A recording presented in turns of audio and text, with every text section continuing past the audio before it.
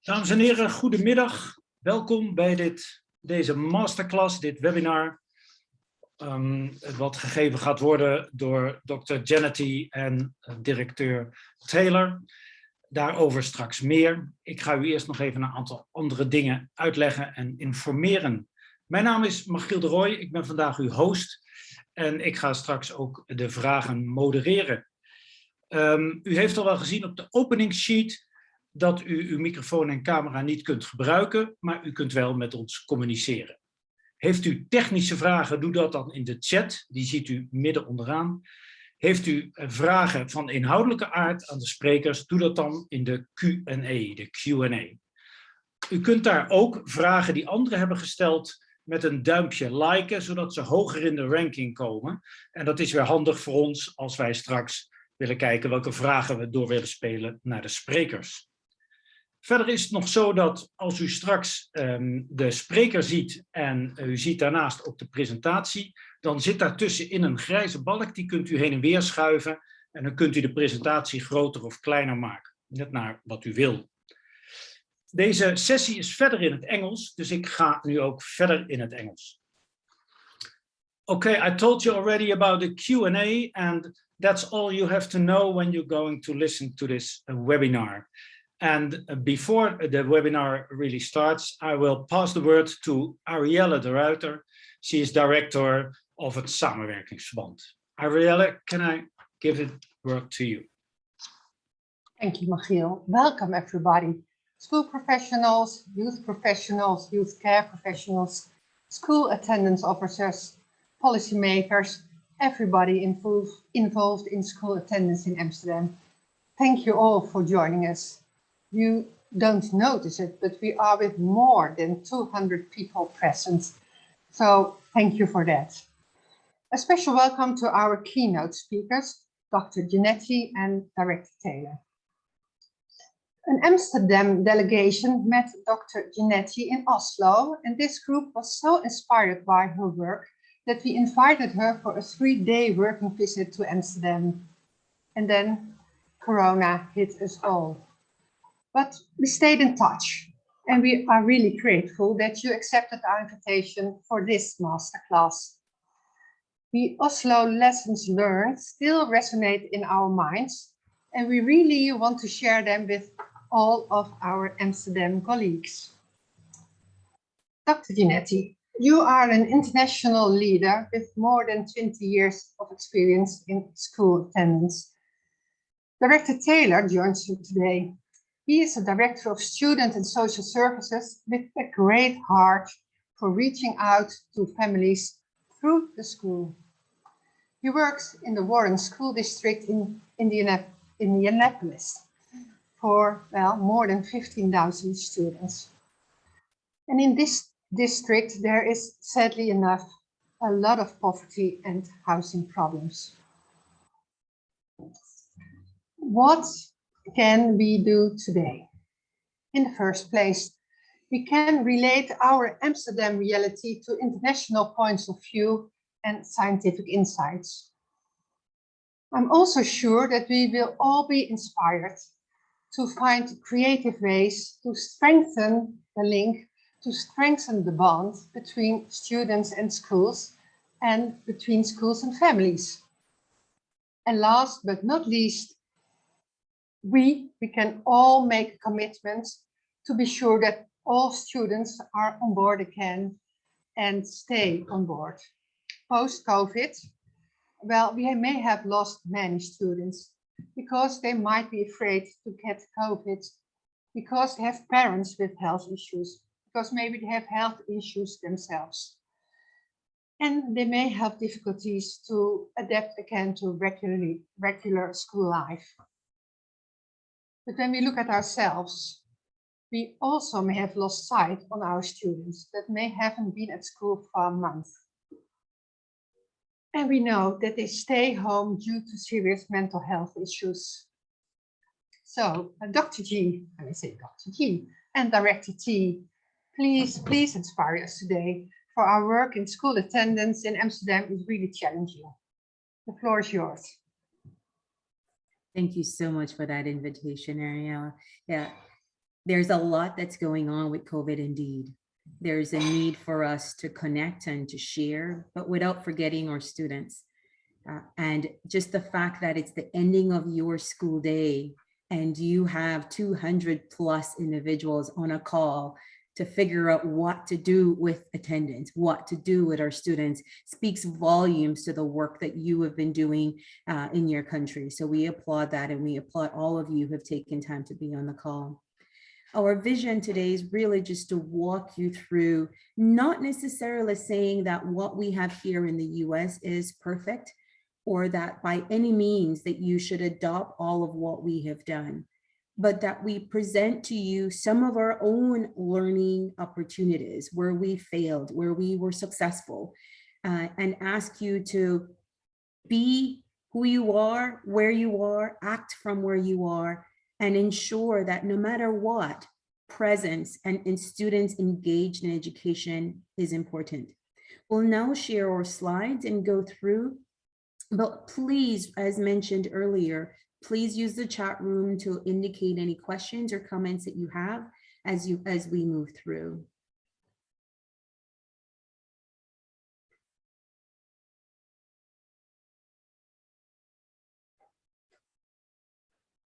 Okay, I trust you can see my screen, and we'll get started. The masterclass on school attendance. One of the biggest things in discussing the dialogue was that all of us know tidbits about what to do in attendance. We know that we value the student, focus on student bonding, do social emotional learning, that we show up on time, that we express interest in the student. But what we also know is that there's some common factors that sets us apart. And that's what this masterclass is about. We're going to spotlight that schools and children must be first. Despite all of what happens within our regular system and in our industry, schools are important. Where students spend a lot of their time, and children are important. We must put them first. So through the discussion, we'll cover 4 key areas. The first, a little bit about data and understanding how it can inform your work. Second, care and the importance of caring. Third, collaboration and why that's essential to our success. And then the last one, the role of a convener. A lot of times we know the problem, we have some solutions, but for some reason we're waiting on somebody else to make the change. So we're going to go through those 4 things. We'll take 1 break for question and answer right after the data session. Then we'll run through with the care, collaboration, and convener, as we then take another set of Q&A at the end. So let's talk about data. When we think about data, there's tons of information, right? So if you think of, there's something that's going on and you decide just to Google, the entire pages of information that comes up is overwhelming. So when you think about data, it's essential that you understand what the context is and what is the outcome that you want. So for our dialogue today, it's actually the context of absence and the context of grade outcomes. There's an article that we've hyperlinked here that you will be able to get access to read some more about Dr. Kepin's work, but we share some of his work now. And he believes, just in summary, that registration of attendance is important. All our school systems exist where we track how our students are showing up, whether that's half day, full day, any of that, some form of tracking is in place. But Dr. Kepins believes that registration should be done twice a day. Teachers or school administrators should track, and the best is that you take the data at the first part of the class, or the first part of the day, and at the afternoon, the second half of the day. But what was very telling about his work is that for each half day of absence from school, there's a code that's given. And this is the Belgium example, but they use a B code for unauthorized, D code for illness, an L code for coming in late, and a Z code for illness. But the one that we want to show you is the B code. Those are students who are missing without permission, that unauthorized absence. And if you take a look at this chart, at first glance, it's like, whoa, what's here, right? But when you look through the chart, you're able to see that on this side, we actually have the number of students in terms of days where they're in school related to, and you probably can't see it well at the bottom, but it's the relationship of the B codes and school results at the ending of the school year, controlling for gender. So you're able to see what happens over time. So this is an A student. So for grades, A, a B, a C, and then a G. In this structure, you can actually see here that students who are in school on a regular basis, not absent, actually do much better on their grades. But as over time, as they continue to be absent for more and more days, their grades also decrease. And that's telling, because if we want a nation or a country to ensure that we are training the best students, investing in what matters for them, then they must be present. They must be in the classroom to learn. Yes, there are a lot of technologies now because of COVID where they would be able to learn information. They will gain a skill, but education is not just about skill. Education is about learning how to be a part of a team, how to problem solve, how to work through difficult problems, how to ensure that you can communicate. And a lot of this you cannot do on your own in a room or just in at your home in front of a device or a computer. So it's essential that they be present. The work continues for Dr. Keppens, but he wanted to offer at least 4 take-home messages. 1, there is no safe threshold about what amounts to harmful or problematic absenteeism. So we know there's a lot that's going on, but we can't decipher yet that, oh, it's at 10 absence when something happens. So that we suggest that as best as you can, as soon as a student is absent, we intervene. The quicker you intervene, the quicker you will decipher what the problem or the challenge is for that student, and then be able to do something before it gets too late. Second, unauthorized absence based on this current data seems to have more consequences. So when students miss and nobody knows that they're missing, whether it's the parent or the school, so unauthorized absences seem to have the most negative consequence on students. Third, students combined absences. So again, they may have unauthorized absence with excused absence and all the other. When they combine, those also impact the outcome for the student. We know that more study and more work needs to be done, but this gives you just a quick understanding of what the data is saying and how we should interact with it. I want to now open just in case there are any quick questions or comments. Hi, yeah, Dr. Jannety, 2 questions. Can you say something about the gender difference in these data you have collected, you've seen? And a second question that's a little bit broader, of course, when we talk about data. Are there privacy issues concerning all these data gathering of your students at schools? Excellent questions. The first one with data, with gender, we only controlled for gender to ensure that we did not skew what was being presented. So at this point, there's another data set that speaks to gender, but we do know that males end up missing more schools than female as to the broad context. The other, in terms of privacy, most schools have a responsibility to report.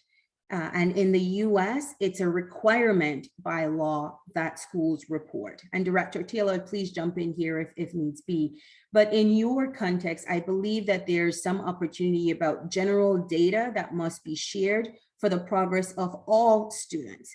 So in that case, there's no privacy concern. But if it's one student who is missing and one intervention that you're doing, most of that information is dealt with the instructor and the student, not necessarily reported to external bodies. But in this case, this was a large data sample, over 129,000 respondents. So there was no concern around privacy. It was in a small population that was surveyed.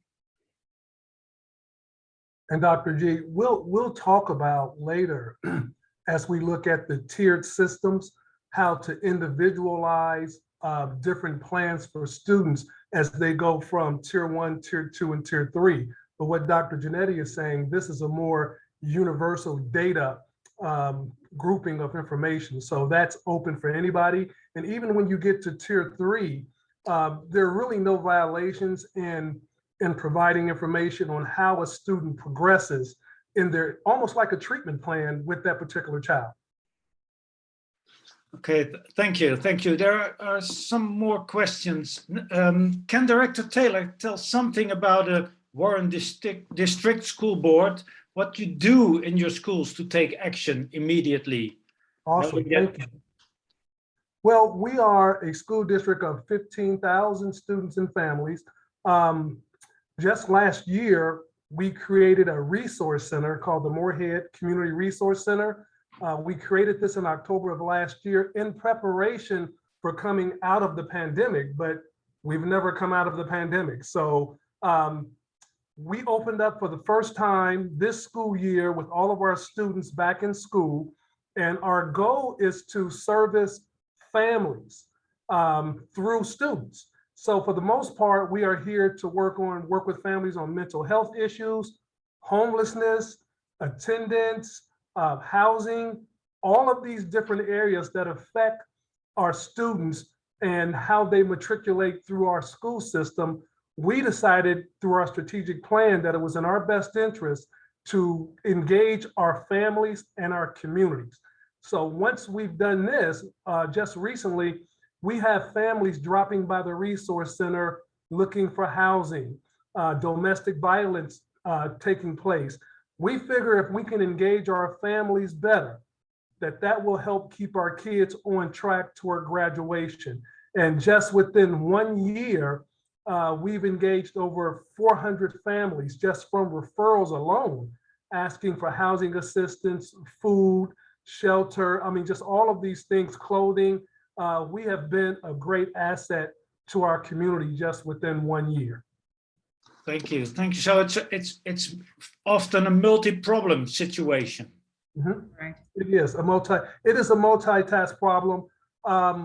We're looking at it from the perspective of strengthening our students. And schools have a different perspective than that of community agencies. And our goal is to get our schools and our community providers on the same page to speak the same language. So we're looking at different systems and we're trying to bring those systems together. For instance, you have the juvenile justice system. They speak an entirely different language. You have the school system. You have the community as a whole. You have community providers. And if we can all get on the same page, learn each other's languages as far as what we do and how we do it, we figure we can have a larger impact on the outcomes that we're seeking for our kids in our community. Thank you. Thank you. One more practical question, and maybe that's also in this way you're dealing with this absenteeism. Can you call parents if the child is not present, and also when they're older as 12 or 16 or? Yeah, we call parents. We have a automated phone system that anytime a kid is absent or tardy, the parent gets a call. I mean, we call so much that parents block us. So if a kid has 7 periods and if a kid misses all 7 periods, unfortunately, that parent is getting a call. So if we're going to make a mistake, we're going to err on the side of the student. We want to make sure that our parents know that their child is not in class. For instance, my granddaughter is late coming from her gym class to her English class. And I'm like, I got a call today, Kyra. Where were you at? Papa, I was there. I'm like, okay, that's not what the call said. So it informs us and it also keeps us safe. One thing that we don't talk about when a kid is not in school or not in the building or in the building roaming around, all of a sudden that is a safety issue. So all types of things can happen when a kid is not where they're supposed to be. For instance, we thought that a kid was in class one day. We failed to mark that kid present. The kid was out robbing a drugstore. Oh. So when you don't put the right information in the system, then bad things happen. Thank you. Thank you. That's all concerning the questions at this moment. So that's They're wonderful next step. questions already. Yeah, it means that their brains are going a mile a minute, ready to learn. We actually move right into Director Taylor conversation on care. Thank you, Dr. Dr. Taylor? Janetti. So caring for and caring about students. It is very important that we understand this model. We look at it from a care analysis. When you care for someone, you invest in knowing about that person. You collect and use data from a standpoint of integrity. You want to know as much as you can know when you're caring for someone so that you can care for that person in the way that's unique to their culture and unique to their environment. We call that a person-environment fit. Are you caring for that person based on that person's values and how that person lives their life? We often say that from a cultural perspective, sometimes schools and different agencies, when you're in mental health counseling, we ask that the families leave their baggage at the door and come into the school and embrace a different set of values. Well, you're not getting the best out of that family or that kid if you ask them to leave their baggage. What's in their baggage is who they are as people, their culture, their way of living, their way of communicating. So when you try to silence those things that make those people who they are, there's no reciprocity in the communication process. So it is very important that we allow families to bring their baggage, their suitcases into the building and not judge them based on who we are collectively as a school, but just judge them based on who they are as people. We also talk about trauma-informed care when we're looking at caring for people. Trauma-informed care means you'll ask a kid who's not there, hey, what's going on? How can I help you? Welcome back to school. Oftentimes when kids come back to school, teachers are like, hey, okay, he or she is back. Because oftentimes that kid is categorized as a behavioral problem or having issues.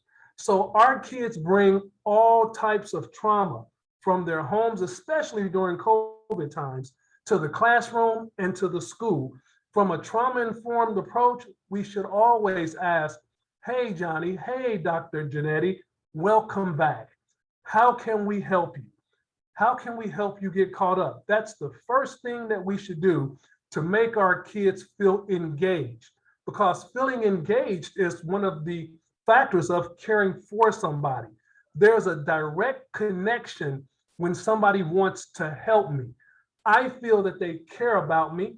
That's the start of caring for me, okay? So caring about me, that's a start. Eventually you'll care for me, and I can see that you care about me and that you care for me through your actions, okay? Build social emotional learning options. You're actually building social capital in the relationships with your children. Our kids can tell if the relationship is sincere or if it's not sincere. It is very important that you have a sincere relationship with your students. Also, it is very important that you have a sincere relationship, more importantly, with your families. If you're not engaging your families in a sincere manner, the reciprocity, that back and forth of a positive relationship, it won't have a large impact like it possibly could have if you had a good relationship. Oftentimes, teachers don't reach out to the parents. I don't know, sometimes out of fear, sometimes out of the parents may seem a bit aggressive. So if that happens, you want to approach the situation in a very, very ginger way. So remember this, a lot of the kids and families that you're dealing with may be experiencing homelessness. They may be experiencing trauma in their homes due to domestic violence. They may be experiencing all types of things. Poverty, homelessness, domestic abuse, they're not people. They are situations that people are in. So we have to have a certain level of respect for what's going on in our children's homes. And we have to approach their parents with love and care and show them that you care for them rather than just about them. And I'll get into that later. Once again, you want to have regard for the entire family and the entire family's well-being. That's a part of caring for somebody. Policy and system adoption. Your school district should never have a policy that's unilateral. You always have to ask yourself, if we create a policy, what does this policy look like on the other side from the view of the parent? Very important. We don't want to walk in front of our people. We want to walk alongside of our families and our kids. So the policies that we create must be reciprocal in nature.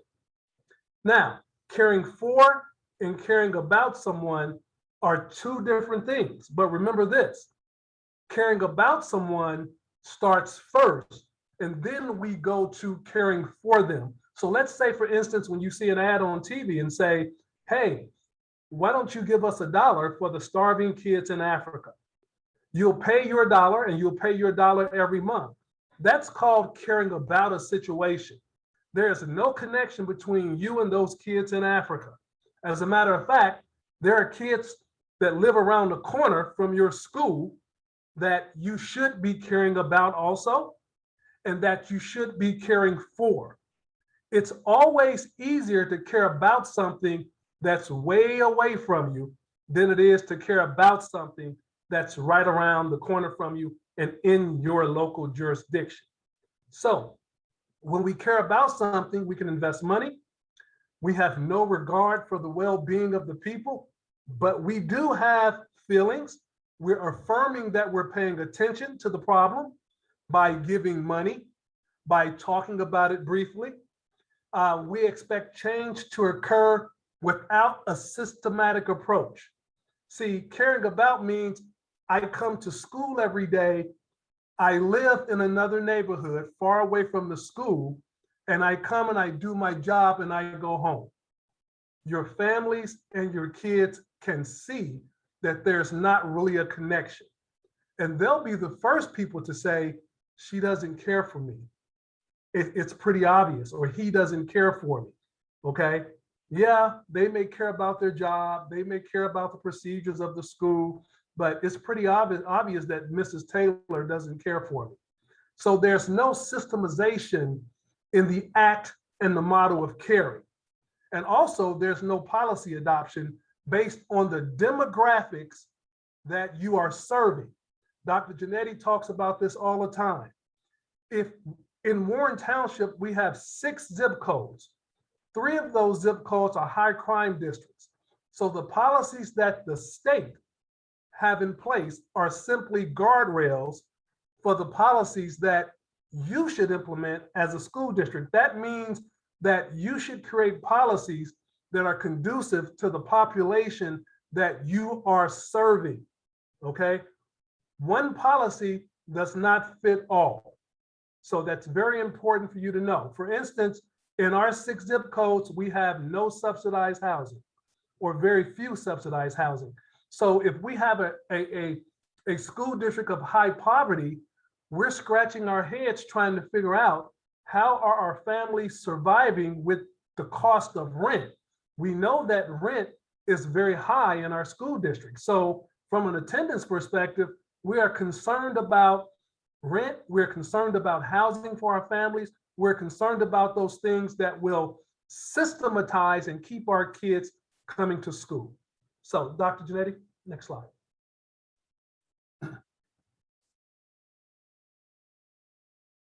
So real quick, ethics of care policy analysis framework is concerned with these elements.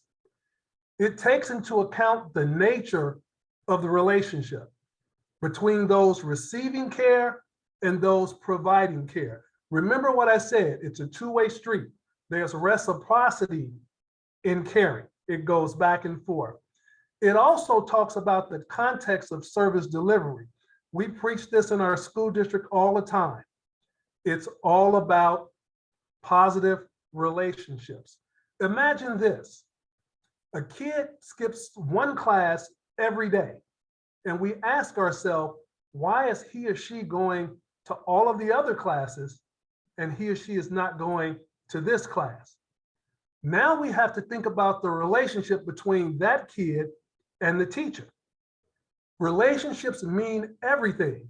If the perception of that kid is, this teacher does not care about me, then there's a high probability that this kid will not attend class on a consistent basis. Think about that.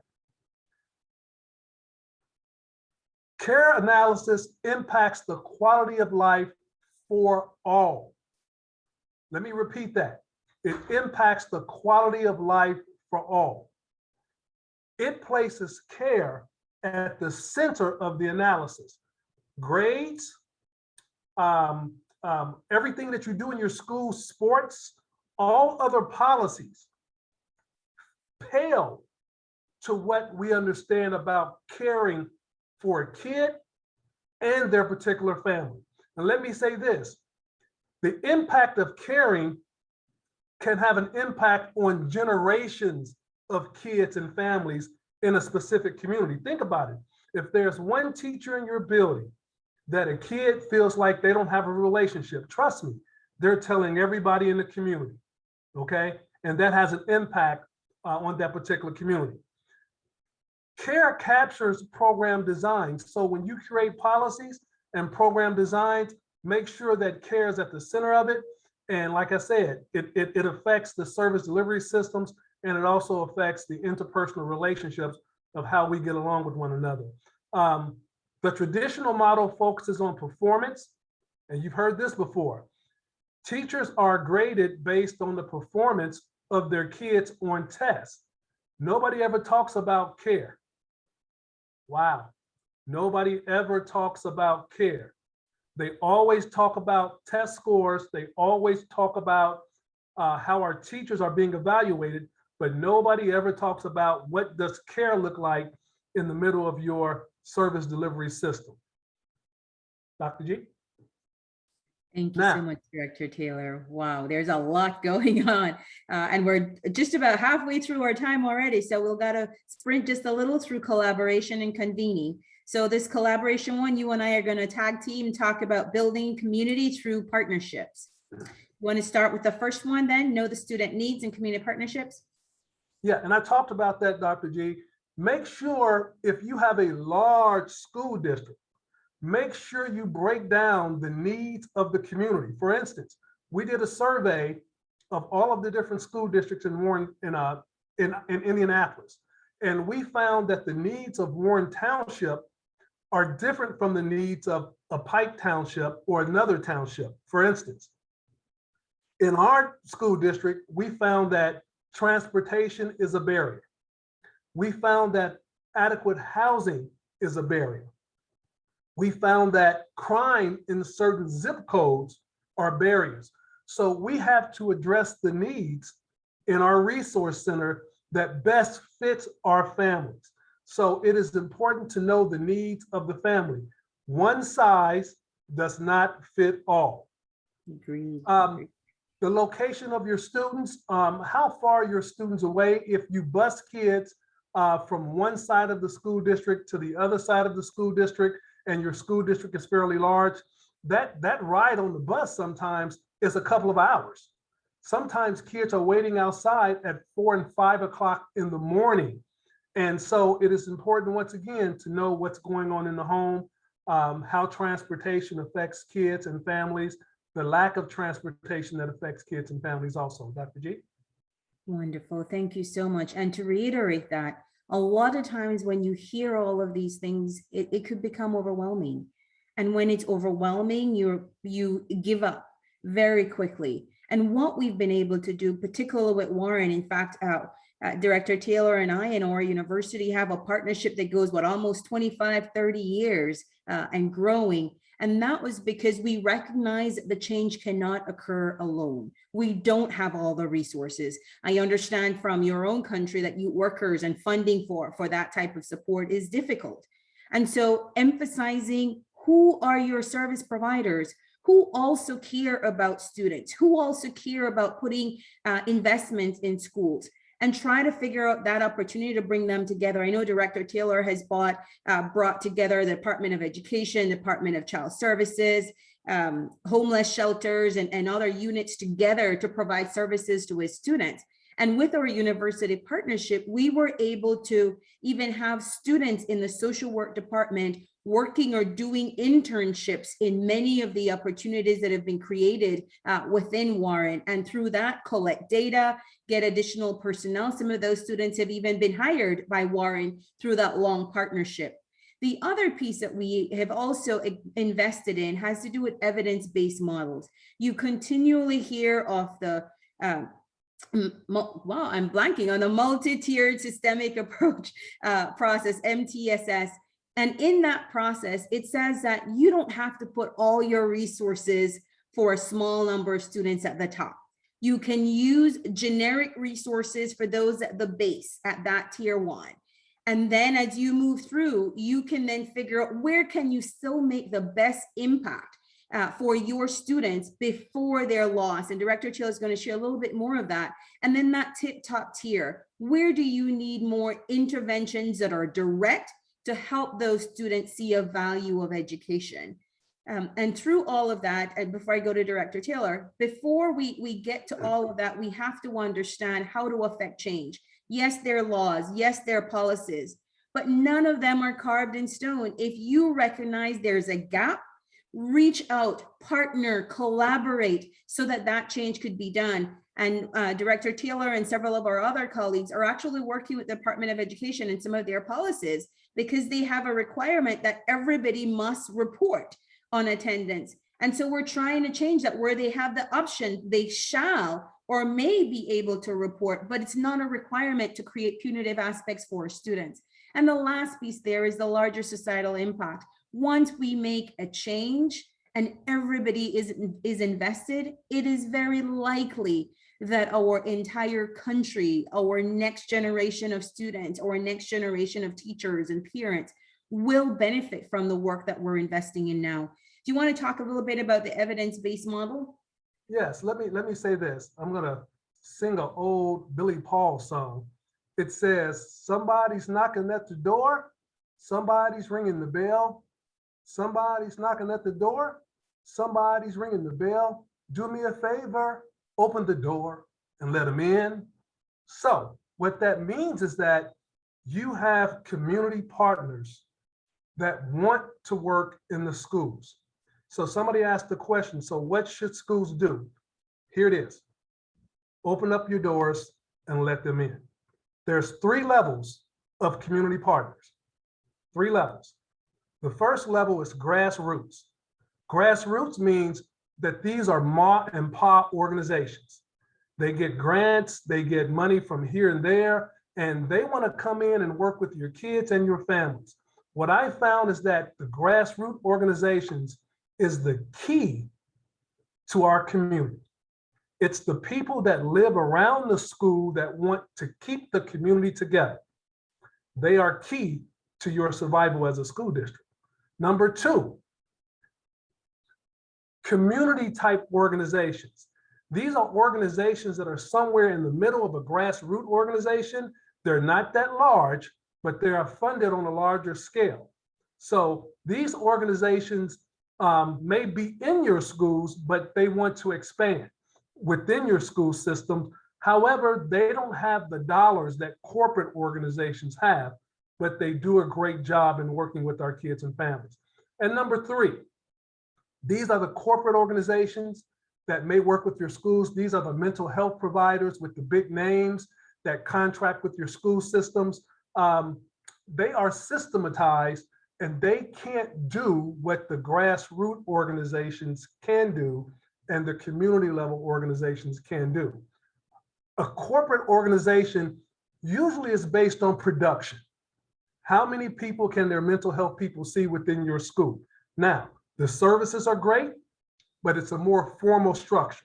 So remember this: grassroots, community, and corporate.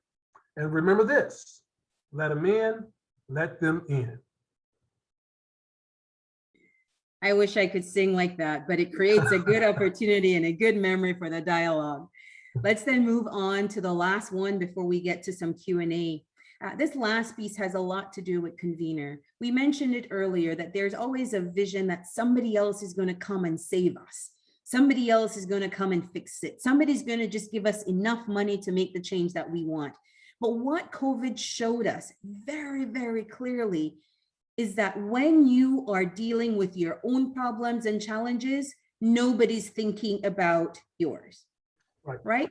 So if you are caught up in your day-to-day basic Maslow hierarchy of need, if you're caught up in meeting your day-to-day, it is hard for you to think about somebody else and vice versa. So the action that we take with attendance and make sure that we do something with it has to start where you are. What is it that you can do now? What resources do you have available to you that you're not yet using? It may be that you have an empty classroom that you can reorganize, put materials in, give providers the opportunity to come and offer services on spot to students, rather than sending them out to a mental health provider or to a pediatrician. Is there an opportunity for those individuals to come to the school and work with the student right there so they're not missing more time from school? This last piece here under action is essential. We have lost a lot of our children while we still try to define what the problem is. The numbers continue to rise. We have more and more students missing. But we, as exactly as Director Taylor said, what we are doing is that we're not getting to the root cause of what happened. During COVID, in poverty-stricken areas, you saw that there were a lot of caregivers who were the primary caregivers of children. And when that caregiver was lost due to death or something that happened with COVID, that individual was instantly then homeless, or that student was instantly homeless. So they were looking for a place to live, looking for food, looking for all these other basic needs that did not involve going to school. So you have to consider that we're losing a lot, but we also know that out of the typical day, students do well when they're in formal systems where we can provide care for them. The streets can't raise our children well. YouTube, Google, Facebook cannot raise our children. There must be human interaction that allows us to make that change, where there's relationship building. And we have seen over and over, one mentor, one individual that asks, how are you doing? Welcome back. That individual can change the entire life course of a student. But the change must begin now. There's nobody else waiting to come and fix the problem. You are the solution to what can be done now. But it must be where you're using a tiered approach with your resources. You cannot use all your resources to fix the entire system. Go through layer by layer. What resources can we provide to everybody that's at low cost? What resources can we ramp up for that middle group? And then that group that requires a lot more attention, how can we partner with others to share the resources and then have the larger impact? Director Taylor? Yes. So be the change that you want to see. This considers the impact of policies on target populations. As I said before, if you know where your target populations are at, reach out and touch them.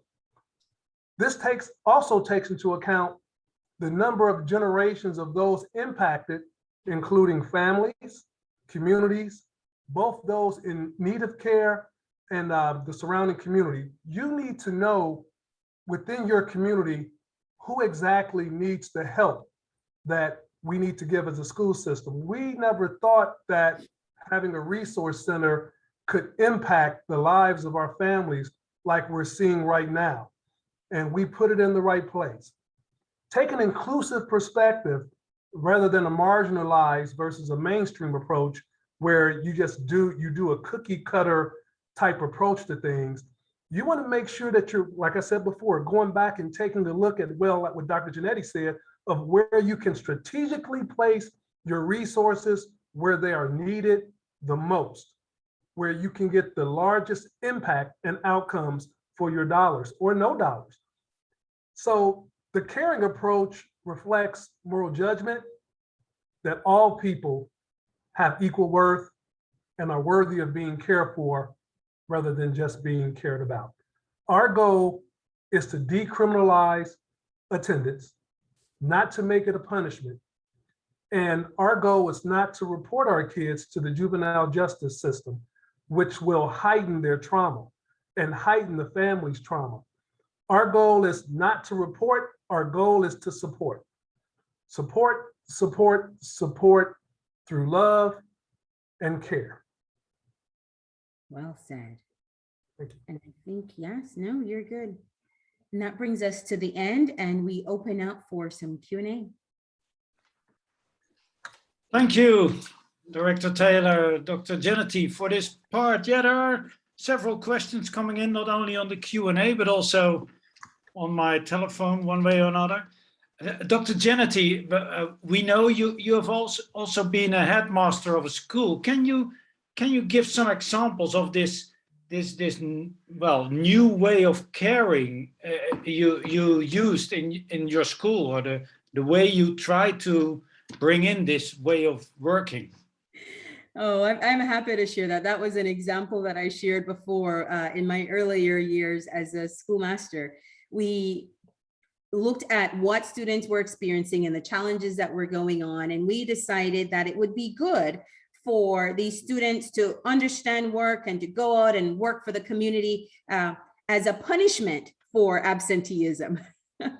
And when we actually implemented it, the students who were participating actually enjoyed, beyond our own surprise, they enjoyed being out in the community. They found money. They were able to eat lunch at their own time. They had a lot more control. So this item that we talked about being a punitive approach for students actually ended up being a reward for them, so that when they came back to the school system, they kept talking to their friends like, oh, you go ahead and get into trouble or miss some school so that you can go on this opportunity. And so that's an example of some of the things that we experience every day, as Director Taylor talks about.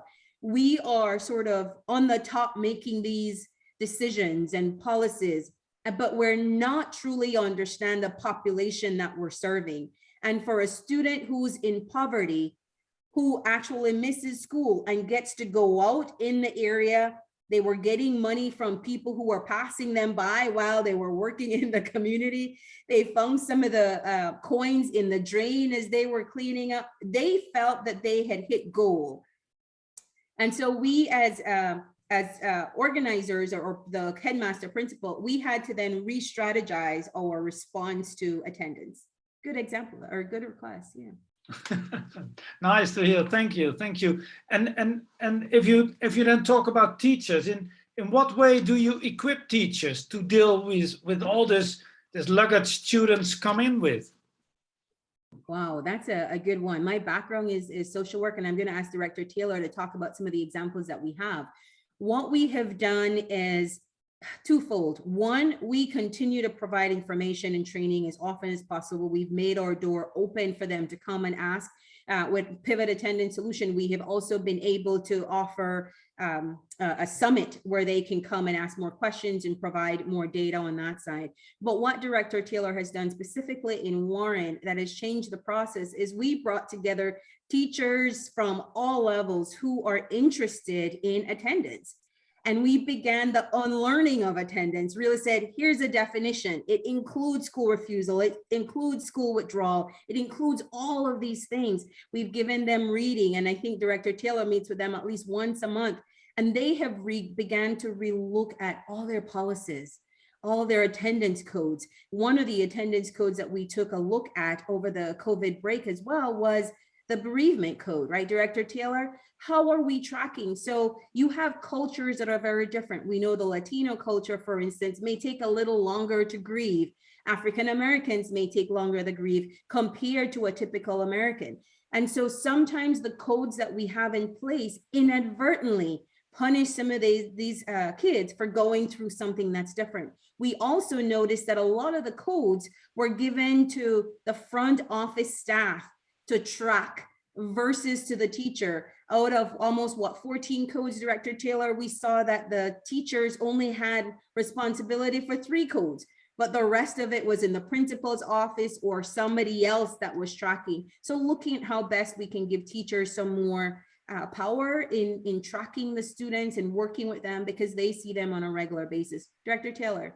Right. Also, we have trauma-informed care trainings, teaching people what trauma-informed care means. Neuroscience and neural brain, working with the brain, how teens think, how their brains work. Training also.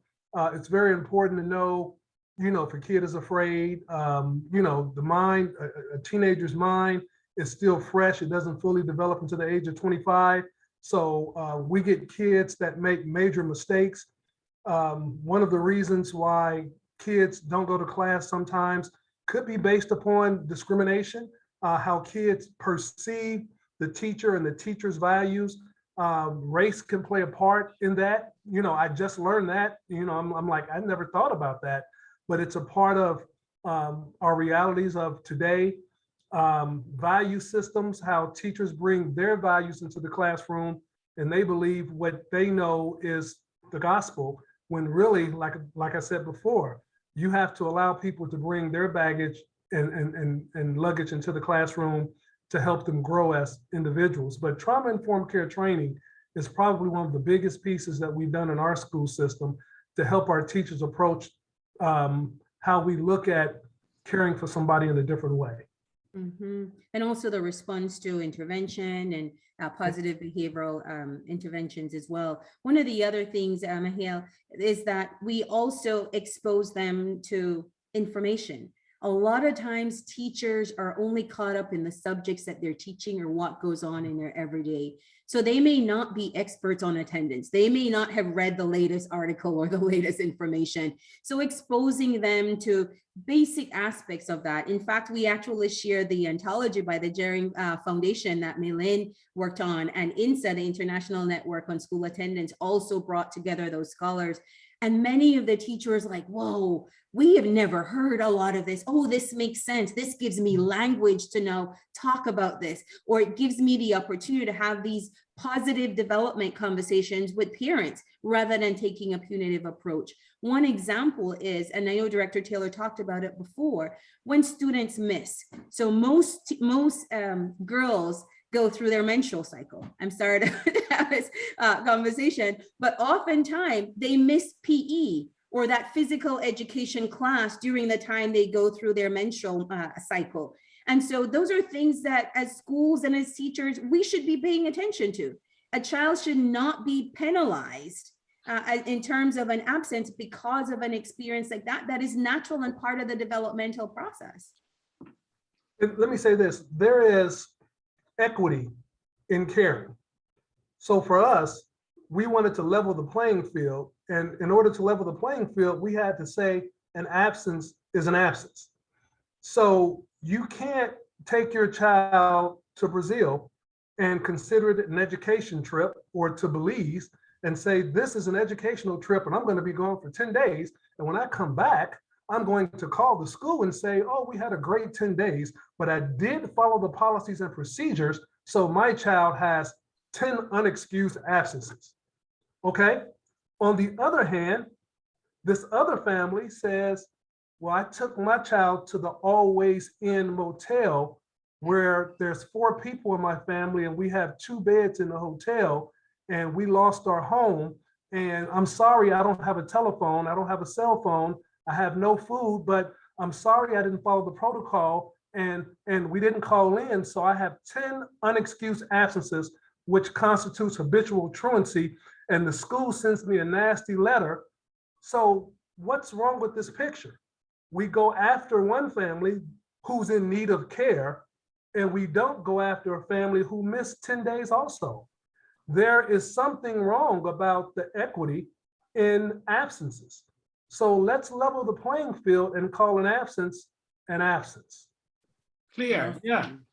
Thank you. Well, if you think a little bit more about that, there was also a question, don't you pay then too much attention in the end towards the students that are not in?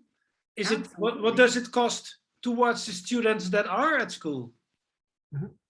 Yeah, and that's what we've been emphasizing, that presence is important. When you look at school policies and you look at the way that they have structured, most of it is just to track attendance or absence. It's not to support the student. And that's why we're suggesting that tiered model. If you have that base, the base of what you do, your largest number of students, and you say at the start of the semester, welcome, here's what we're going to do to make sure that you are successful here. Here's what you do when something's happening. Here's what you do to be engaged. Here's how you connect with parents and connect with teachers. If you can do that at the front end where everybody gets the information, then there's a value of presence. There's an example that I shared with a group that we met with in Texas. And one of the teachers there in the session said, you know what I did? We have a policy around 10 absences. So I created 10 little sheets of paper and gave one to each student at the start of the academic year. And students were then in control of their presence. Something that simple, it didn't cost anything. So the students were talking to their parents and say, okay, I've missed 2 already. I have 8 more to go. I don't want to miss school. So now you're empowering the student, you're empowering the parent, rather than waiting for a system to come in and say, okay, you need to do this stuff, or you've missed 9 absences. And so if you miss 1 more, this punishment is going to happen. But the key is to start off from the beginning with an all-inclusive approach, so that as you taper up, students are then, along with teachers, able to say, okay, what happens to me if I miss 5? What are the opportunities that I have for in-school suspension, not out of school? Because a lot of the out of school suspensions, it's like you're rewarding a student who's already missed school with more days out of school. And then if they miss that and mess up that process, then we expel them.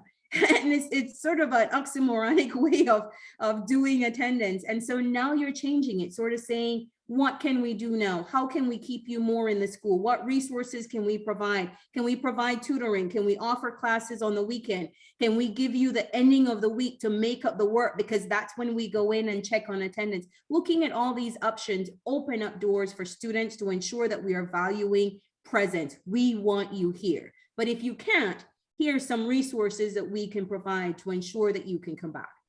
So what Dr. Janetti is truly saying in a few words is that we're extending learning opportunities. We are extending learning opportunities.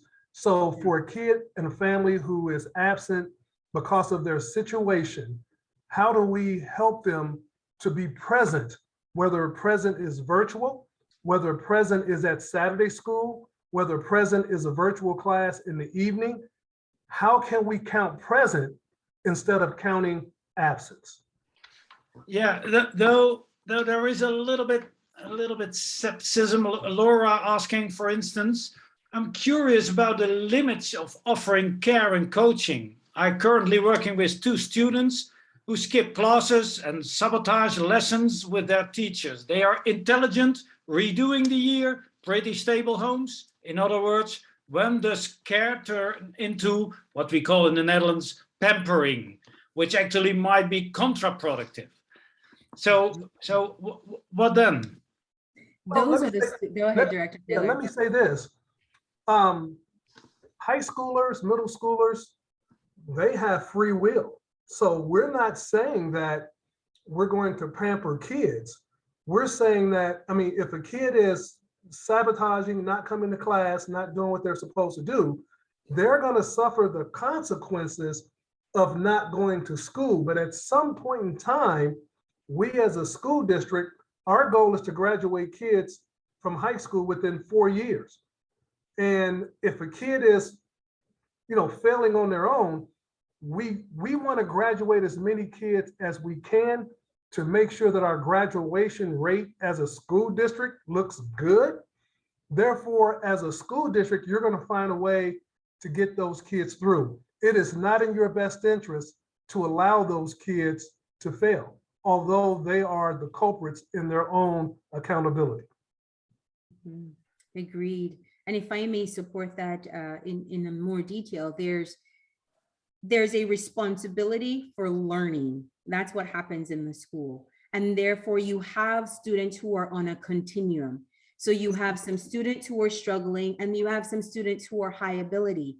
When you have students who are sabotaging lessons, sometimes it may just be that the curriculum is boring. We've seen studies coming out of Japan, for instance. I think Yeke, Y-E-C-K-E, talks about dumbing down the curriculum sometimes to meet the norm of everybody else. And so high ability students end up struggling on the opposite end. And so there's an encouragement that for those students, we identify what are some of their strengths, engage them in opportunities where they could take leadership or become tutors for students in that same classroom, or help the teacher in building curriculum and working it through, as an example. So it's in addition to what Director Taylor is saying, but also to ensure that there are clear consequences. And you don't want to put in consequences that support what they're already doing. So if the consequence is more out of school time, that's not necessarily beneficial. So if you give them some of these requirements to, you must be in the school, you must log into your computer system to do this amount of work, you must show up on Saturday to do your academic work. If you're sabotaging XYZ, you will be responsible for fixing XYZ, letting them make sure that there's a correlation, a one-to-one with the action that they have taken and what it is that we have as the consequence, so that they're learning. That's the responsibility of the schools, to help them learn.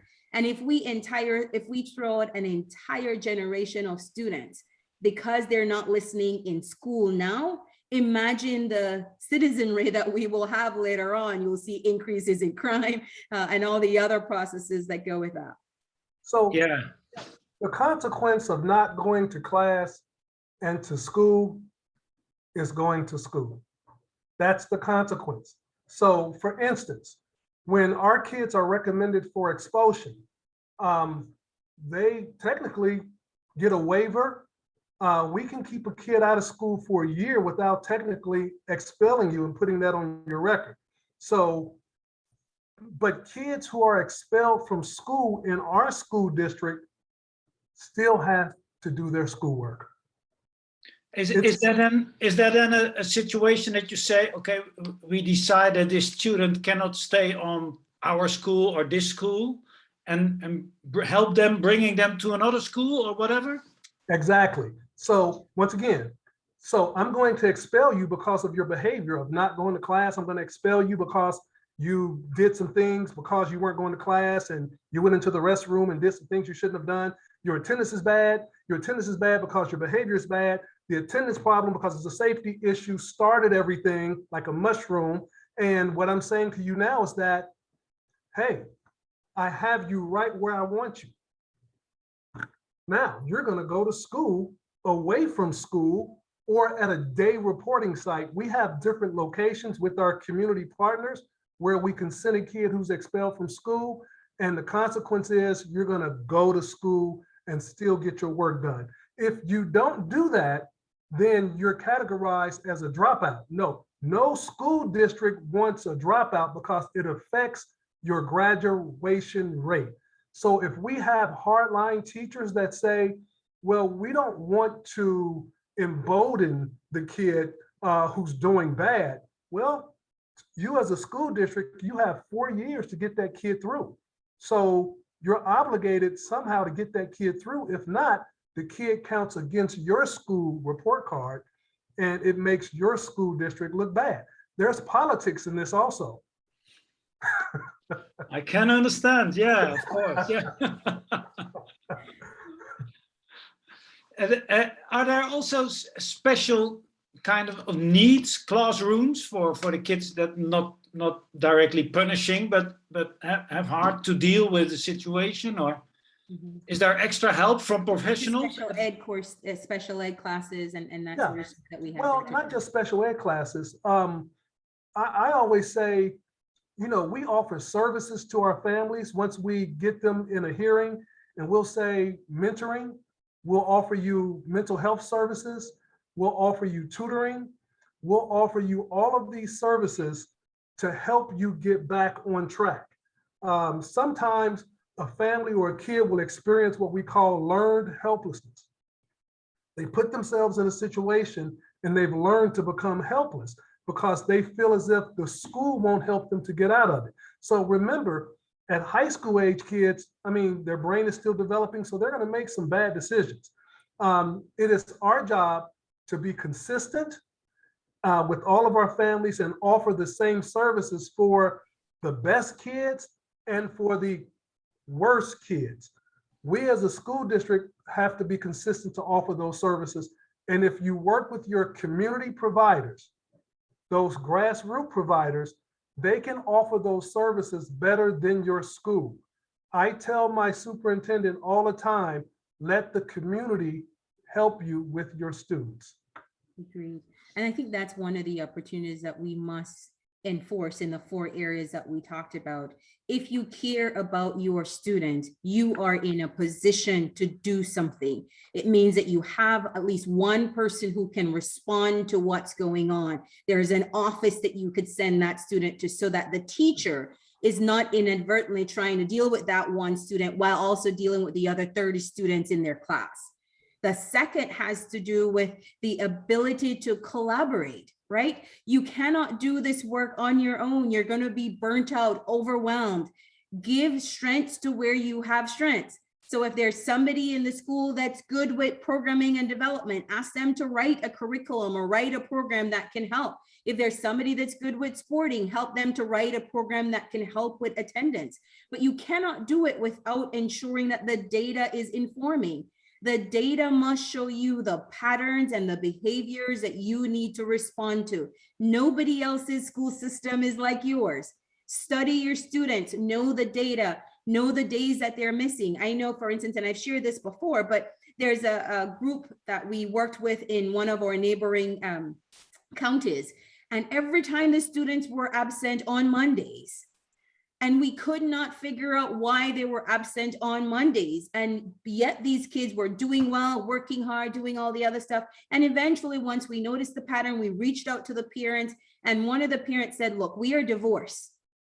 And so the kids have to go to their mother at a different time. By the time they come back, they miss the bus.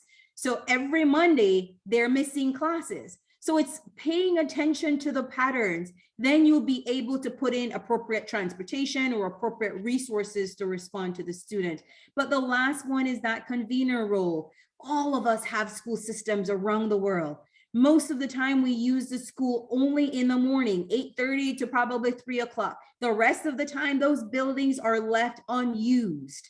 There are opportunities to offer wraparound services in those school systems that everybody can benefit from. In fact, I did 4 presentations in Jamaica and St. Kitts and Antigua, but in Jamaica, very specifically, Jamaica ran out of space for schools.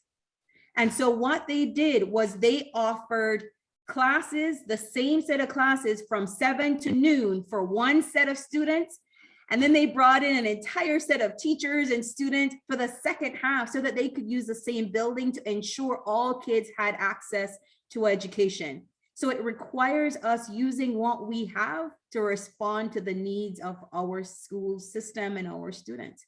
I know we're running out of time and you probably have a couple more questions. Go for it. Yeah, we can talk for hours about this, but yeah, we're running a little bit out of time. There's maybe one, and you already started a little bit with answering the question before I asked it. But what are the first changes schools can start with tomorrow? What are the first steps they have to take? They have to identify at least one person, and I know Director Taylor is going to start, at least one person who's the champion, the advocate, the person that has all the information or know where to get it, know of the partners to bring it together. And that's one of the reasons we had Director Taylor on the call, because for Warren, he is that one person. And he was able to work with the universities, work with the community partners, pull curriculum together, work with a lot of different people to say change can happen, and then insist that they evaluate the data. So it begins with at least one champion, not somebody that only cares about, but somebody who's willing to make sure that they care for and put in whatever needs to be put in place. Director Taylor. Correct. We did this with $0. So we were asked to build a pyramid with no straw, and we did it. So when we received dollars, the money wasn't as important because the money only enhanced what we did, but we didn't have to have it. So I would say to you, have that champion to advocate the cause, and also have that champion to bring key stakeholders to the table. What I mean by key stakeholders, whether it's a corporate organization, a community organization, or a grassroots organization, build the relationship with the organization. And if you can have a sustainable relationship with the same organizations over time, that's the start to expanding, helping families. Agreed. And if I may, there's, and I've shared this, I think as well too, but Disney World had a lot of staff members, right? Tons of people. And then they wanted to improve what they were doing. And they didn't hire a consultant. They didn't go out and spend a lot of money. They have money, but they didn't go out and spend a lot of money. What they did was they sat down with their staff members, and in your case, sitting down with your teachers and say, what skills do you have beyond teaching math, beyond teaching something? Are you a coach? Or can you sew? Can you do something? What else did you have? And then they maximize that. So when you go to Disney World and you see these swans made out of a towel, or all these other things, all of those came from their staff members. And it built a relationship in the school where everybody was invested in the same outcome. It's about relationship building. You don't want to start bringing in a lot of outside consultants and a lot of people to fix the problem that your own teachers or leaders believe that they already have a solution to respond to. So that's the first, to make sure that you're not spending unnecessary money, maximizing the skill of your current team. But then when you do that, do it in a way that it's a scaffolded approach. Here's what we're going to do first. We're not going to get it all right, but this is what we're going to start with first. This is going to take us 1 month. We're going to figure out who everybody is, build a system. Part 2, next month, we're going to take on this particular piece. Part 3, we're going to start with this problem. And I think we call those the wigs in the process. Director Taylor? Right. Well, Wildly important goal. Wildly important goals. it's all about engagement. Thank you very much, Dr. Jennety, Director Taylor, for this inspiring session. Yeah, it's already, 10, 12 minutes after 5, so we have to finish it. But I want to thank you very much for your information and your stories about your way of looking towards caring, and not only caring about, but caring for our children. Thank you very much. Also, the attendees, thank you very much for being here with us today. And well, there is of course some information afterwards where you can find the recording and the presentation afterwards in 1-2 days. Thank you also, Arielle de Ruiter, for this opening scene. And well, I hope we see each other next time with another masterclass. Thank you very much. We shall. Presence matters, everyday matters, your action matters. Thank you so much. Do me a favor, open the door and let them in. Let them in.